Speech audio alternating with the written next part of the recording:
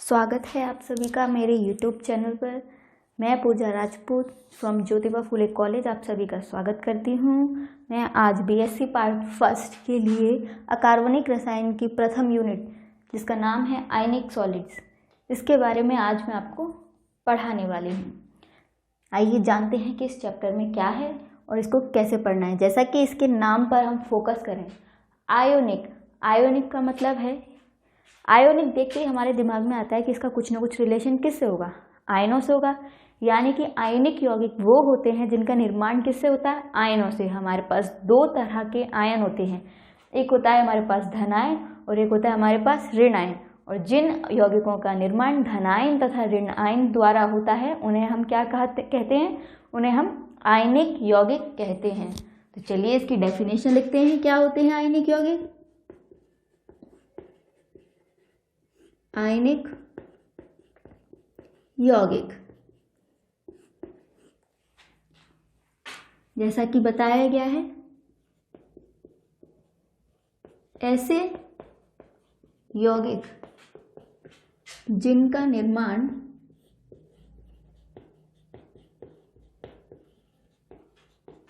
धनायन तथा ऋणायन द्वारा होता है,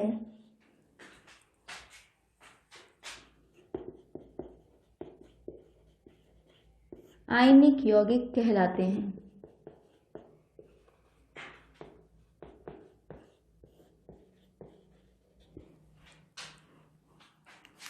जैसा कि बताया गया, हमारे पास एक धनायन होगा, एक ऋणायन होगा।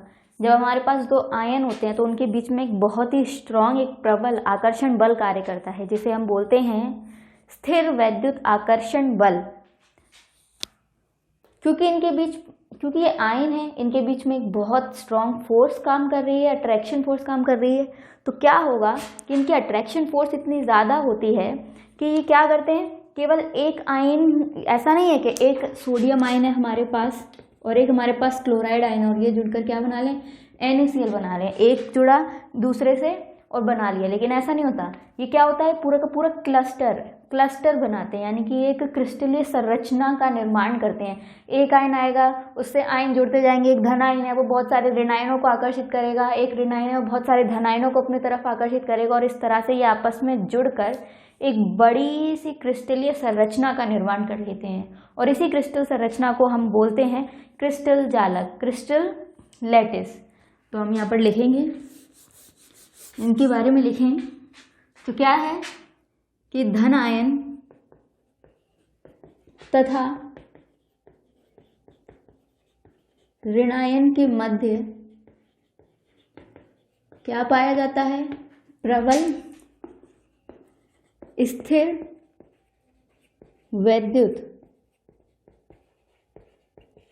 आकर्षण बल कार्य करता है, जिसके कारण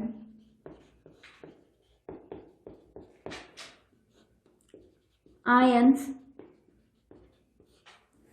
परस्पर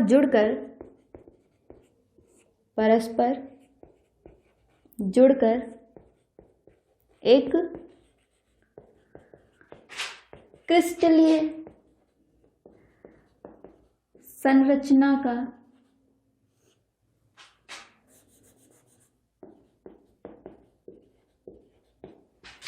का निर्माण करते हैं, जिसे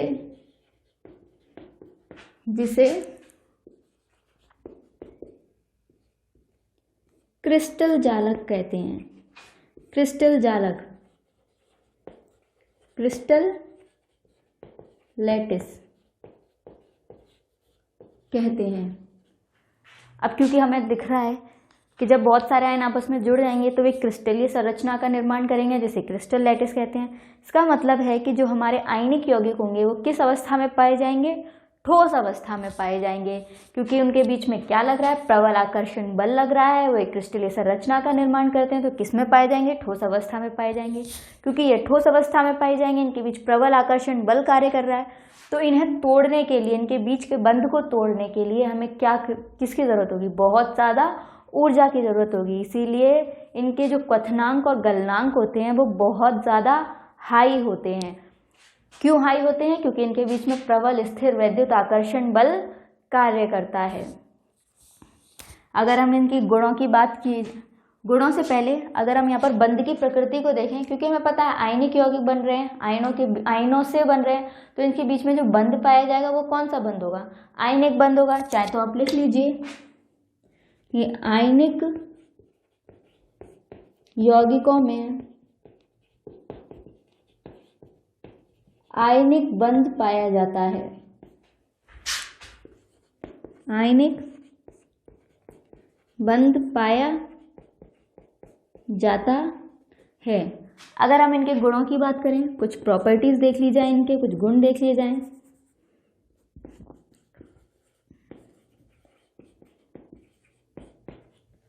तो सबसे पहला गुण हम क्या कह सकते हैं, सबसे पहला गुण तो हम इसका यही बता सकते हैं कि ये कौन सी अवस्था में पाए जाते हैं, ये ठोस अवस्था में, ये ठोस अवस्था में रहते हैं। क्यों रहते हैं, क्योंकि इनके आयनों के बीच में प्रबल आकर्षण बल लगता है, जिसकी वजह से क्रिस्टल फॉर्म कर लेते हैं। आपने देखा होगा अपने घरों में जो नमक आता है, उसको देखा होगा कितनी बड़ी बड़ी डेलियों के रूप में आता है ना, और उनका स्ट्रक्चर कैसा होता है, कुछ क्रिस्टलीय होता है। क्यों है क्रिस्टलीय, क्योंकि वो आयनिक यौगिक हैं, आयंस के बीच में स्ट्रॉन्ग फोर्स ऑफ अट्रैक्शन है, जिसकी वजह से वो आपस में जुड़कर एक किसका निर्माण कर लेते हैं, क्रिस्टलीय संरचना का निर्माण कर लेते हैं। तो पहला गुण हमने लिखा, ये कौन सी अवस्था में रहते हैं, किस स्टेट में रहते हैं, ठोस अवस्था में रहते हैं। अगर हम दूसरी बात करें इसके बारे में, तो क्या हम कह सकते हैं, अभी अभी हमने बताया, क्योंकि इनके बीच में प्रबल स्थिर वैद्युत आकर्षण बल हैं, तो उन्हें तोड़ने के लिए हमें किसकी जरूरत पड़ेगी, बहुत ज़्यादा एनर्जी की ज़रूरत पड़ेगी। ये लैटिस फॉर्म करते हैं, लैटिस को तोड़ने के लिए हमें बहुत ज़्यादा एनर्जी देनी पड़ती है। इसीलिए इनके मेल्टिंग पॉइंट और बॉइलिंग पॉइंट्स जो होते हैं वो काफ़ी उच्च होते हैं, हाई होते हैं। तो दूसरा लिखेंगे हम,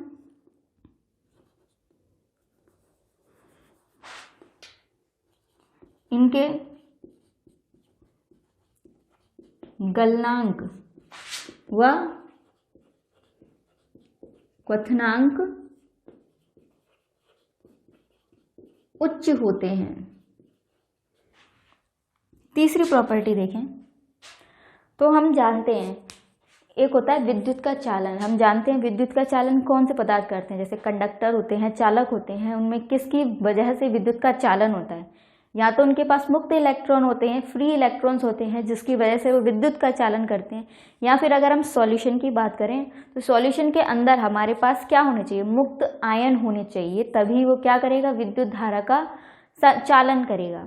अगर हम इनकी बात करें, आयनिक ठोसों की बात करें, मान लो हमारे पास एक था सोडियम आयन और एक था क्लोराइड आयन, ये दोनों कंबाइन होकर क्या बना लिया, NaCl बना लिया। ये कैसा है, ये है उदासीन, न्यूट्रल, इस पर ओवरऑल कोई चार्ज नहीं है। हाँ, लेकिन ये जो है ये आयन्स हैं। अगर मैं NaCl को जल में घोल दूं, एक्वस सॉल्यूशन बना लूं इसका, तो ये वापस किस में टूट जाएगा, अपने आयनों में टूट जाएगा। और जब ये आयनों में टूट जाएगा तो वहाँ पर विद्युत का चालन हो सकता है, लेकिन जब ये ठोस अवस्था में होगा, NaCl की फॉर्म में होगा, तो इसके पास कोई मुक्त इलेक्ट्रॉन नहीं है, कोई मुक्त आयन नहीं है, इसलिए ये विद्युत का चालन नहीं करेंगे। तो हम कह सकते हैं कि जब ये शुद्ध अवस्था में होंगे और ठोस अवस्था में होंगे तब ये विद्युत का चालन नहीं करते हैं। शुद्ध अवस्था से मतलब है कि इनके अंदर कोई इम्प्योरिटी, कोई अशुद्धि ना हो, क्योंकि अगर इनके अंदर अशुद्धि आई या किसी तरह का डिफेक्ट, त्रुटि उत्पन्न हुई तो फिर क्या होगा, ये विद्युत का चालन करने लग जाते हैं। आगे हम इस चैप्टर में देखेंगे कि कैसे इनमें त्रुटि उत्पन्न होती है, कैसे इनमें इम्प्योरिटीज़ मिलाई जाती है या इम्प्योरिटीज़ आ जाती है, जिसकी वजह से इनके द्वारा विद्युत का चालन होने लगता है। आगे वाले लेक्चर्स में देखेंगे हम ये। तो हम यहाँ लिख सकते हैं,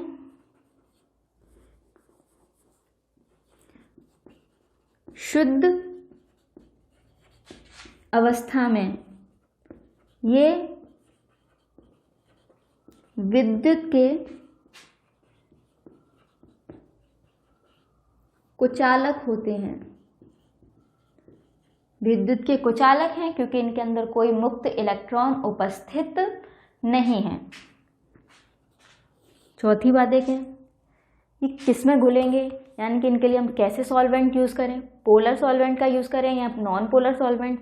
ये हमारे पास दो तरह के सॉल्वेंट होते हैं, एक होते हैं ध्रुवीय विलायक पोलर सॉल्वेंट, और एक होते हैं हमारे पास अध्रुवीय विलायक नॉन पोलर सॉल्वेंट। क्योंकि हम पढ़ रहे हैं आयनिक यौगिक जो कि आयन से बनते हैं और आयन्स पर चार्ज होता है, या तो पॉजिटिव चार्ज होगा या नेगेटिव चार्ज होगा। और हम एक बात जानते हैं, लाइक डिजॉल्व लाइक, यानी कि समान समान को घोलता है। अगर हम कोई ऐसा यौगिक ले रहे हैं जिसमें चार्ज उपस्थित है या जिसके जो आयन्स क्या कह लो जिसके जो कॉन्स्टिट्यूएंट्स हैं उनके ऊपर कोई चार्ज उपस्थित है, तो वो ऐसे विलायक में घुलेंगे जिसमें खुद उन पर चार्ज उपस्थित हो। फॉर एग्जाम्पल अगर हम यहाँ लें, हमने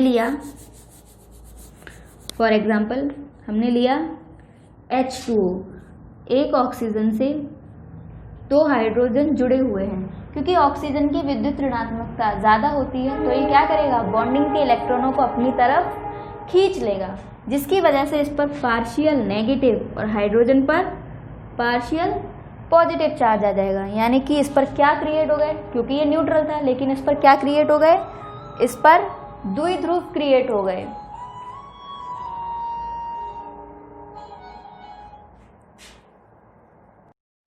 तो हम देख रहे थे कि हमारे ध्रुवीय विलायकों के बारे में देख रहे थे। तो मैंने बताया जैसे कि H2O में ऑक्सीजन की विद्युत ऋणात्मकता अधिक होने की वजह से क्या करता है, बॉन्डिंग के इलेक्ट्रॉनों को अपनी तरफ खींच लेता है, जिसकी वजह से इस पर पार्शियल नेगेटिव और हाइड्रोजन्स पर पार्शियल पॉजिटिव चार्ज उत्पन्न हो जाता है। तो ये क्या बन गया, द्विध्रुव बन गया। इसलिए इस तरह के जो विलायक होते हैं उनको क्या कहा जाता है, ध्रुवीय विलायक कहा जाता है। इन पर भी चार्ज है और हमारे आयनिक यौगिक जो होते हैं उन पर भी चार्ज होता है। इसलिए ये किस तरीके के विलायकों में विलयशील होते हैं, ये ध्रुवीय विलायकों में विलयशील होते हैं। तो हम यहाँ लिखेंगे आयनिक यौगिक ध्रुवीय विलायकों में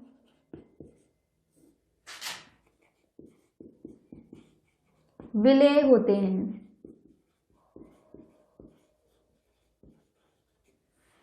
तो हमने पढ़ा कि अभी आयनिक यौगिक क्या होते हैं, उनका इंट्रोडक्शन पढ़ा।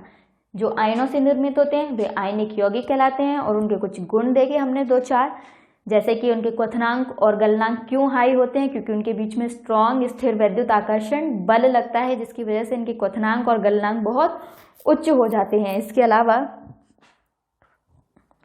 ये शुद्ध जब अवस्था में होते हैं तो इनके अंदर मुक्त इलेक्ट्रॉन ना होने के कारण ये विद्युत के कुछ चालक होते हैं। तो ये थे हमारे आयनिक यौगिक। आगे हम देखेंगे कि हमारा त्रिज्या अनुपात और समन्वय संख्या क्या होते हैं और इनमें क्या रिलेशन है, किस तरह से ये ये जो क्रिस्टल जालक बनेंगे इनकी ज्योमेट्री को डिफाइन करते हैं, कैसे हम इनसे इनकी ज्योमेट्री निकाल सकते हैं। जो टॉपिक पढ़ने जा रहे हैं उसका नाम है त्रिज्या अनुपात प्रभाव एवं समन्वय संख्या। तो पहले हम बारी बारी से पहले इन दोनों को देखते हैं, फिर इनमें क्या रिलेशन है उसके बारे में पढ़ते हैं। सबसे पहले हम बात करेंगे समन्वय संख्या, कोऑर्डिनेशन नंबर।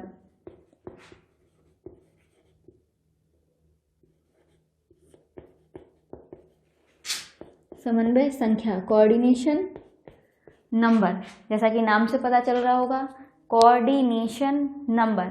जब क्रिस्टल का निर्माण होता है तो क्या होता है, उसमें एक आयन होगा, कोई भी धनायन होगा या ऋणायन होगा, वो क्या करेगा, कुछ संख्या में विपरीत आवेशित आयनों से घिरा हुआ होगा और वो जो संख्या होती है वही उसकी कोऑर्डिनेशन नंबर कहलाती है। यानी कि क्रिस्टलीय संरचना में या क्रिस्टल जालक में कोई आयन जितनी अधिक संख्या में विपरीत आवेशित आयनों से घिरा रहता है वह उसकी समन्वय संख्या कहलाती है। तो डेफिनेशन लिखते हैं,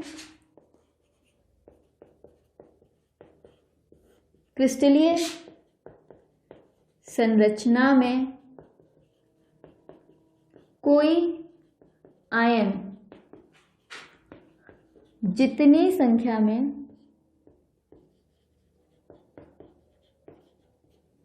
विपरीत आवेशित आयनों से घिरा रहता है, विपरीत आवेशित आयनों से घिरा रहता है, वह उसकी समन्वय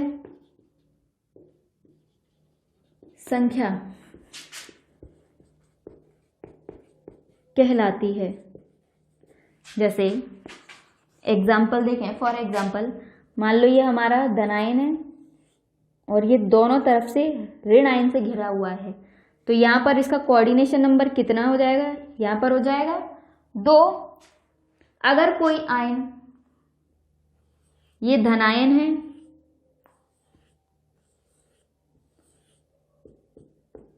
बीच में कोई धनायन है और ये 4 विपरीत आवेशित यानी कि ऋण आयनों से घिरा हुआ है, तो इसका कोऑर्डिनेशन नंबर क्या हो जाएगा 4। तो यानी कि कोई आयन जितनी संख्या में विपरीत आवेशित आयनों से घिरा रहेगा वही उसका कोऑर्डिनेशन नंबर हो जाएगा। जैसा कि यहाँ पर इसका कोऑर्डिनेशन नंबर है 2 और इसका कोऑर्डिनेशन नंबर है 4। अगर किसी मान लो धनायन को 6 ऋण आयनों ने घेर रखा है तो उसका कोऑर्डिनेशन नंबर कितना हो जाएगा 6 हो जाएगा, और अगर 8 ऋण आयनों ने घेर रखा है तो उसका कोऑर्डिनेशन नंबर हो जाएगा 8। और इसी से कोऑर्डिनेशन नंबर से हमें उसकी ज्योमेट्री पता चल जाएगी। फॉर एग्जांपल जब कोऑर्डिनेशन नंबर 2 है तो इसकी ज्योमेट्री, इसकी ज्यामिति क्या है, रेखीय है, लीनियर है, ये सीधा सीधे लाइन में है, बीच में धनायन है, एक ऋण आयन इधर है, एक ऋण आयन इधर है, तो ये कैसा है, रेखीय है। ऐसे ही जब 4 आयन होंगे तो चतुष्फलकीय। इसके अलावा 4 आयन होंगे चतुष्फलकीय भी हो सकता है, 4 आयन होंगे तो उसमें चतुष्फलकीय के अलावा समतल वर्गाकार भी हो सकता है। अगर 6 आयन होंगे तो अष्टफलकीय और अगर 8 आयन होंगे तो घनीय। ये हम आगे एक टेबल बनाएंगे, उसमें देखेंगे कि कितना कोऑर्डिनेशन नंबर होगा तो कॉम्प्लेक्स की ज्योमेट्री यानी कि उसकी ज्यामिति क्या होगी। अभी तो हम देख रहे हैं समन्वय संख्या, ठीक है, तो ये होती है समन्वय संख्या। अगर हम दूसरी बात करें, दूसरी चीज हमारे पास क्या दे रखी है, हमारे पास दे रखी है त्रिज्या अनुपात, रेडियस रेशियो। जैसा कि इसके नाम से पता चल रहा है, त्रिज्या और अनुपात यानी कि त्रिज्याओं का अनुपात। किसकी त्रिज्या, क्योंकि हम आयनिक यौगिक पढ़ रहे हैं, यहाँ पर 2 तरह के आयन होते हैं, धनायन और ऋण आयन, तो इसका मतलब है कि धनायन और ऋण आयन की त्रिज्याओं का अनुपात क्या कहलाता है, त्रिज्या अनुपात कहलाता है। क्योंकि हमने यहाँ पर देख रहे हैं कि हमने आयनों को किसके रूप में दिखाया है, कि स्फीयर के रूप में दिखाया है। तो स्फीयर के रूप में दिखाया है तो यहाँ पर सेंटर ले लें, तो सेंटर से यहाँ तक की दूरी, जहाँ पर कोई आयन किसी दूसरे विपरीत आवेशित आयन को टच करता है वहाँ तक की दूरी उसकी क्या कहलाती है, त्रिज्या कहलाती है, रेडियस कहलाती है ना। तो इसका मतलब धनायन और ऋण आयन की त्रिज्या होती है अगर उनको स्फीयर माना गया है, सॉलिड माना गया है, और जब त्रिज्या होगी तो फिर उनकी त्रिज्याओं का अनुपात भी होगा, और उनकी त्रिज्याओं का अनुपात क्या कहलाता है, उसको हम कहते हैं त्रिज्या अनुपात। तो इसकी डेफिनेशन लिखें, तो डेफिनेशन क्या हो जाएगी, धनायन तथा ऋणायन की त्रिज्या का अनुपात त्रिज्या अनुपात कहलाता है। ठीक है, इसे हम किससे प्रदर्शित करते हैं, इसे हम कैपिटल R और सफिक्स में स्मॉल r, R से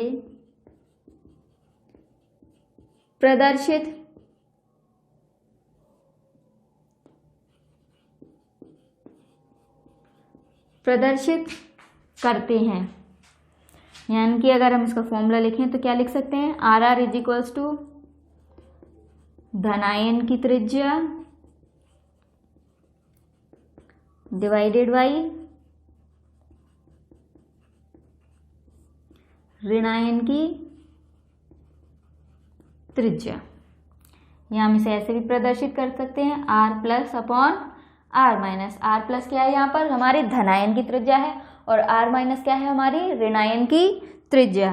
तो ये था त्रिज्या अनुपात। इसकी कुछ विशेषताएं हैं त्रिज्या अनुपात की। पहली विशेषता क्या है, पहली विशेषता है कि आर आर की त्रिज्या अनुपात की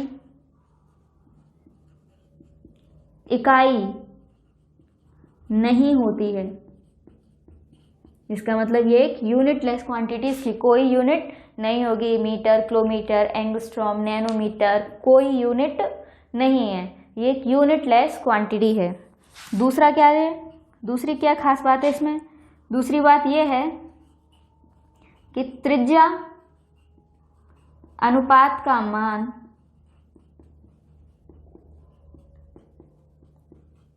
एक से कम प्राप्त होता है। कहने का मतलब है कि जब भी हम धनायन और ऋणायन की त्रिज्याओं का अनुपात निकालेंगे तो जो भी वैल्यू आएगी वो हमेशा एक से क्या होगी? कम होगी, यानी एक से छोटी होगी। बहुत ऐसा शायद ही कहीं होगा या बहुत रेयर केस में देखा जाएगा कि उसका त्रिज्या अनुपात कितना हो? इकाई हो, 1 हो, वरना हमेशा क्या होगी? इकाई से क्या होगी? कम होगी। अब इन दोनों में आपस में कुछ रिलेशन है। ऐसा देखा गया है कि समन्वय संख्या और त्रिज्या अनुपात में बहुत क्लोज रिलेशन है। हम इन दोनों से क्या बता सकते हैं? संकुलों की ज्यामिति को बता सकते हैं। जो हमारे आयनिक यौगिक है उनकी ज्यामिति को बता सकते हैं। इसलिए इसी प्रभाव को, त्रिज्या अनुपात के इसी प्रभाव को हम क्या कहते हैं? त्रिज्या अनुपात प्रभाव कहते हैं। नॉर्मली ऐसा देखा गया है कि किसी आयन की जो समन्वय संख्या होती है उस आयन के तथा उस आयन को घेरे रखने वाले जितने भी आयन हैं उनके त्रिज्या अनुपात पर निर्भर करती है, और इसे ही हम क्या कहते हैं? उनका त्रिज्या अनुपात प्रभाव कहते हैं।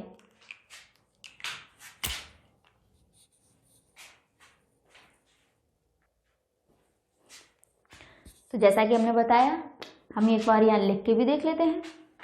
क्या बोला हमने?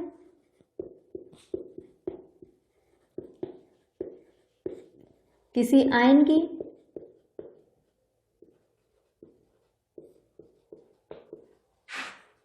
समन्वय संख्या तथा उस आयन को घेरने वाले आयनों के त्रिज्या अनुपात किसी आयन की समन्वय संख्या तथा उस आयन को घेरने वाले आयनों के त्रिज्या अनुपात पर निर्भर करेगी। त्रिज्या अनुपात पर निर्भर करेगी। इसे ही हम क्या कहते हैं? इसे हम त्रिज्या अनुपात प्रभाव कहते हैं। समझ में आया? यानी कि कोऑर्डिनेशन नंबर, समन्वय संख्या और त्रिज्या अनुपात आपस में क्या है? इंटर रिलेटेड हैं, आपस में एक दूसरे से संबंधित हैं, और ये एक दूसरे को क्या करते हैं? प्रभावित करते हैं। और इनके इसी प्रभाव को क्या कहा जाता है? त्रिज्या अनुपात प्रभाव कहा जाता है। अब हम नेक्स्ट देखेंगे कि हमारे समन्वय संख्या, त्रिज्या अनुपात और ज्यामिति, इसमें क्या रिलेशन है। उसके लिए हम एक टेबल बनाएंगे। इस टेबल को आप याद कर लीजिए, लिख लीजिए, अपने दिमाग में रखिए। तो आपको अगर कहीं भी क्वेश्चन आता है, आपको त्रिज्याएं दी गई हैं, आप उनका अनुपात निकालिए, उस अनुपात को देखेंगे, आप टेबल से मैच करेंगे तो आपको उसकी समन्वय संख्या और उसकी ज्योमेट्री के बारे में पता लग जाएगा। तो यहाँ पर हम देखेंगे, अब हम त्रिज्या अनुपात, समन्वय संख्या तथा ज्यामिति में संबंध, क्या संबंध है, क्या रिलेशन है, वो देखेंगे। ये तीनों आपस में रिलेटेड हैं। तो एक टेबल बनाएंगे। एक तरफ हम लेंगे त्रिज्या अनुपात,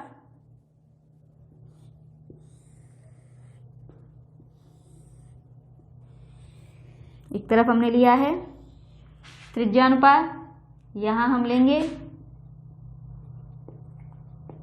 समन्वय संख्या, और अगले कॉलम में हम लेंगे उसकी ज्यामिति, ज्योमेट्री क्या होगी।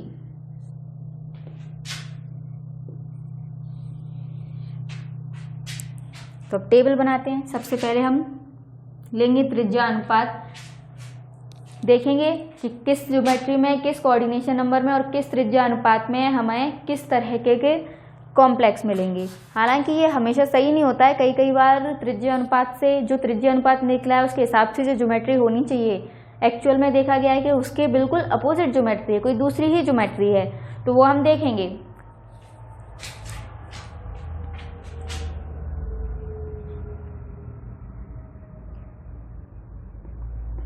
जब हमारा त्रिज्या अनुपात 0.155 से कम होता है या 0.155 तक होता है तो उसकी समन्वय संख्या होती है 2। और अगर समन्वय संख्या 2 होगी तो ज्यामिति क्या हो जाएगी, उसकी ज्यामिति हो जाएगी रेखीय, लीनियर। नेक्स्ट देखें, अगर त्रिज्या अनुपात 0.155 से 0.215 के बीच में आता है तो इसकी समन्वय संख्या होगी 3 और ज्योमेट्री होगी हमारे पास समतल त्रिकोणीय, ट्राइएंगुलर प्लेनर।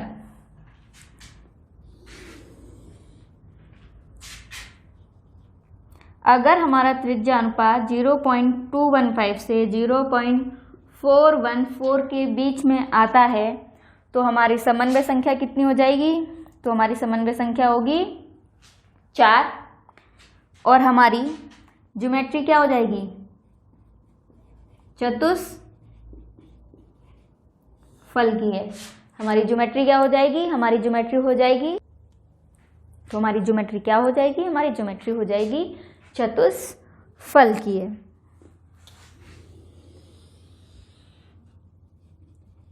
टेट्राहेड्रल।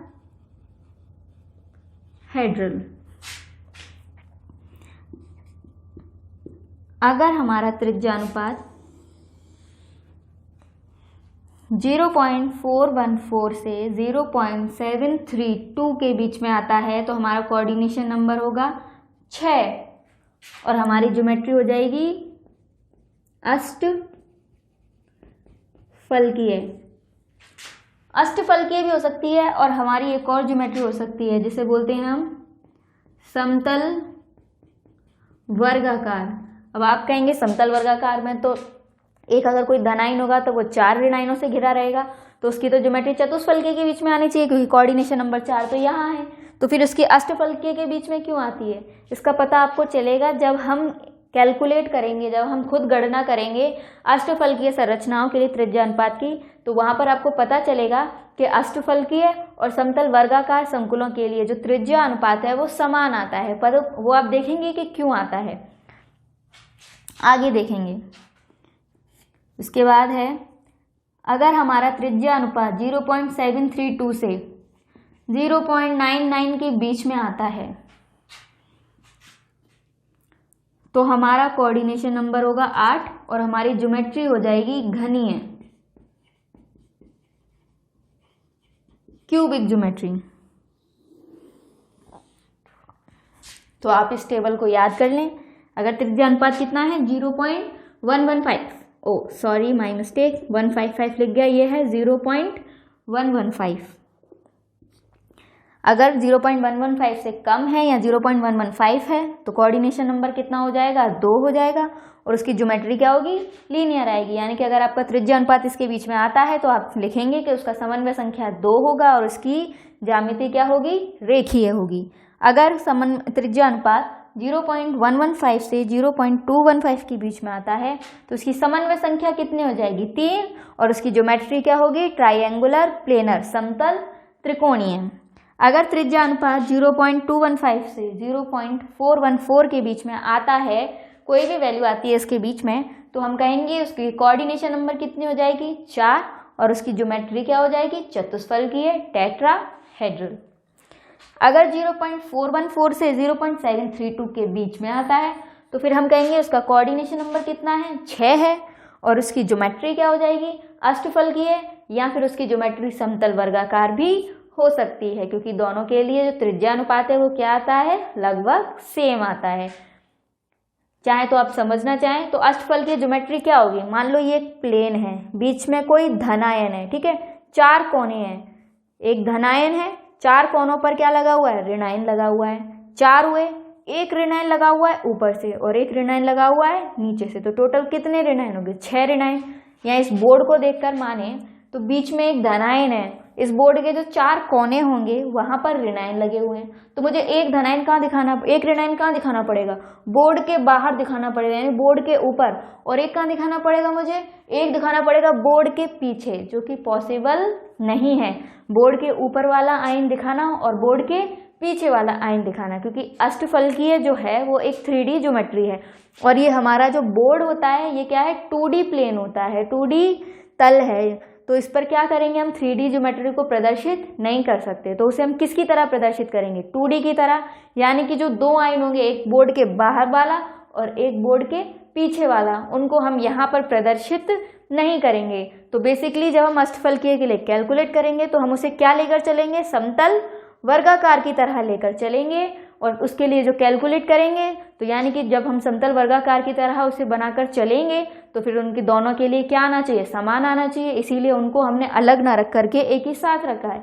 अष्टफलकीय या समतल वर्गाकार। और क्लैरिटी आपको तब आएगी जब हम इनके लिए कैलकुलेट करेंगे।